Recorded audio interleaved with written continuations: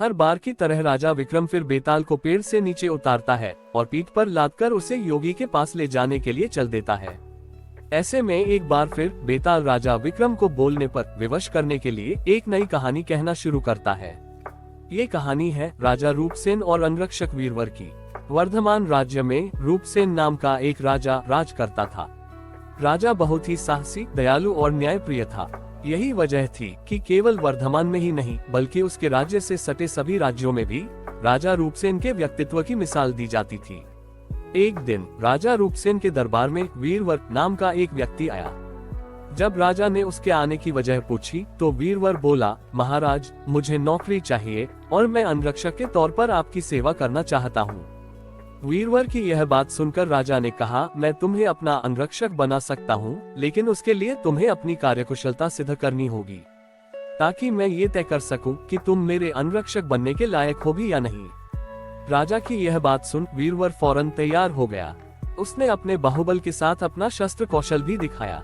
वीरवर की सभी विशेषताओं को देखकर राजा रूपसेन बहुत प्रभावित हुआ। राजा ने पूछा, वीरवर बताओ, अगर मैं तुम्हें अपना अंगरक्षक बनाता हूँ तो तुम्हें प्रतिदिन खर्च के लिए क्या चाहिए? राजा के इस सवाल पर वीरवर बोला, महाराज, आप मुझे 1000 तोले सोना दे देना। वीरवर का इतना कहना था कि दरबार में मौजूद सभी लोग हैरान होकर वीरवर की ओर देखने लगे। राजा रूपसेन भी वीरवर की मांग पर आश्चर्य में पड़ गए। हो भी क्यों न, वेतन के रूप में वीरवर ने इतनी बड़ी रकम जो मांग ली थी। राजा ने गंभीर होकर वीरवर से पूछा, तुम्हारे परिवार में कितने लोग हैं? वीरवर ने उत्तर दिया, मेरे कुल में 4 जन हैं, महाराज। मैं, मेरी पत्नी, एक बेटा और एक बेटी। वीरवर का जवाब सुनकर राजा ने मन ही मन सोचा कि आखिर 4 लोगों के भरण पोषण के लिए इसे इतने धन की क्या आवश्यकता। फिर कुछ सोचकर उसने वीरवर को 1000 तोला सोना प्रतिदिन बतौर खर्च देने की बात मान ली। काम सिर्फ इतना था कि उसे हर रात राजा की सुरक्षा के लिए राजा के कक्ष के बाहर पहरा देना था। राजा ये जानना चाहता था कि वीरवर इतने धन का क्या करेगा। उसने वीरवर को 1000 तोला सोना देकर रात में नौकरी पर आने को कहा और गुप्त रूप से कुछ सैनिकों को उसके पीछे लगा दिया। वीरवर नौकरी और मनचाहा वेतन पाकर बहुत खुश हुआ। वीरवर सोना लेकर खुशी खुशी घर गया और आधा सोना ब्राह्मणों में बांट दिया। बाकी जो आधा बचा उसके 2 हिस्से किए। एक हिस्सा वैरागियों, सन्यासियों और मेहमानों को दिया। फिर बचे हुए सोने से अनाज मंगाया और बढ़िया पकवान बनवाए। तैयार पकवान को पहले गरीबों को खिलाया और फिर उसके बाद जो बचा उसे अपने परिवार के साथ मिल बांटकर खाया। वीरवर की निगरानी कर रहे सैनिकों ने ये सारा नजारा देख जाकर राजा को बताया। राजा को ये जानकर संतोष हुआ कि उसके द्वारा दिए धन को वीरवर अच्छे काम में लगा रहा है। अब राजा को ये देखना था कि वीरवर अपने काम में कितना खरा उतरता है। वीरवर जब महल पहुंचकर राजा के कक्ष के बाहर पहरा देने लगा तो राजा सोया नहीं। राजा पूरी रात चुपके से जांच करता रहा कि वीरवर अपना काम कितनी ईमानदारी से करता है। राजा ने पाया कि वीरवर बिना पलक झपकाए पूरी मुस्तैदी से कक्ष के बाहर पहरा दे रहा था।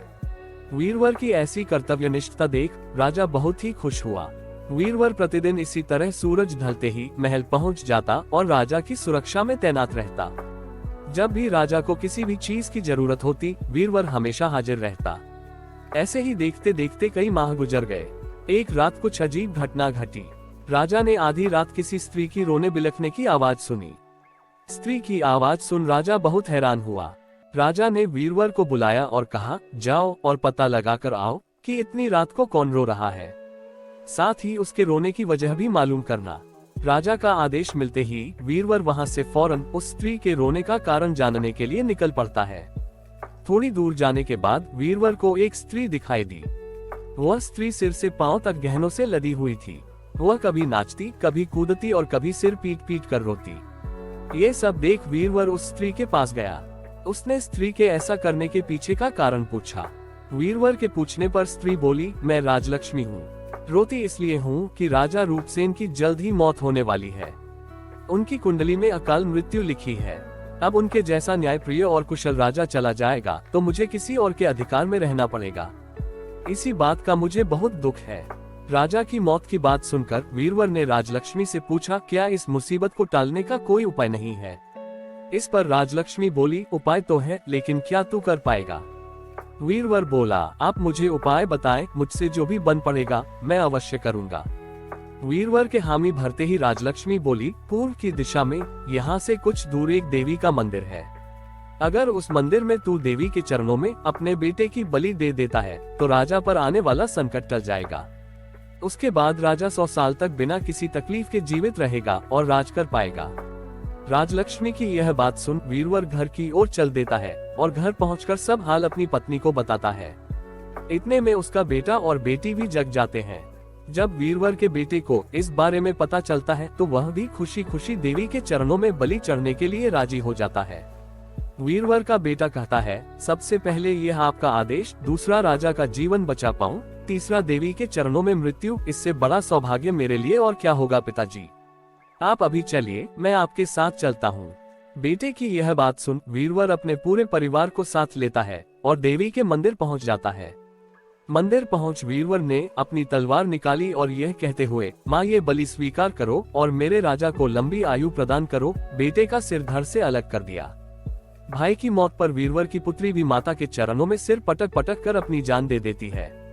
पुत्र और बेटी दोनों के मर जाने पर वीरवर की पत्नी कहती है, पुत्र और पुत्री दोनों को खोने के बाद मैं भी जीना नहीं चाहती। इतना कहते हुए वीरवर की पत्नी वीरवर के हाथ से तलवार छीन अपना शीश माता के चरणों में चढ़ा देती है। पत्नी की मृत्यु के बाद अब वीरवर सोचता है कि मैं अपने परिवार में अकेला रह गया हूँ, तो फिर मेरे जीने का भी क्या फायदा। ये सोचते हुए सामने पड़ी तलवार से वह खुद को भी खत्म कर लेता है। जब इस बारे में राजा रूपसेन को मालूम हुआ तो वह भी मंदिर पहुंचे और सारा नजारा देख बहुत दुखी हुए। उन्होंने सोचा कि मेरी जान बचाने के लिए 4 लोगों ने अपनी जिंदगी गंवा दी, ऐसे में धिक्कार है मेरे राजा होने पर, ऐसे जीवन का मैं क्या करूंगा। बस यही सोचकर राजा अपनी तलवार खींच लेता है। राजा अपनी तलवार से अपनी गर्दन काटने ही जा रहा था कि तभी अचानक वहाँ एक देवी प्रकट हो जाती है।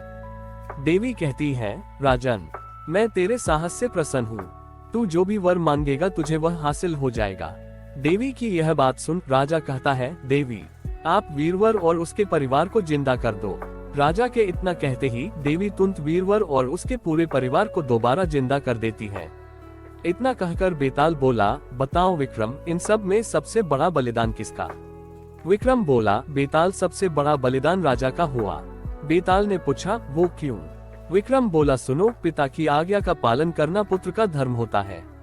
सेवक का अपने राजा के लिए अपने प्राण दे देना उसका कर्म। वहीं अगर राजा अपने सेवक के लिए अपनी जान देने को तैयार हो जाए तो वह बड़ी बात है। इसीलिए राजा का बलिदान ही सबसे बड़ा हुआ। विक्रम से यह जवाब पाकर बेताल कहता है, बहुत खूब विक्रम, तूने सही जवाब दिया, लेकिन तू भूल गया, मैंने कहा था कि तू बोला तो मैं चला। इतना कहकर बेताल फिर वहीं पेड़ पर जाकर उल्टा लटक जाता है।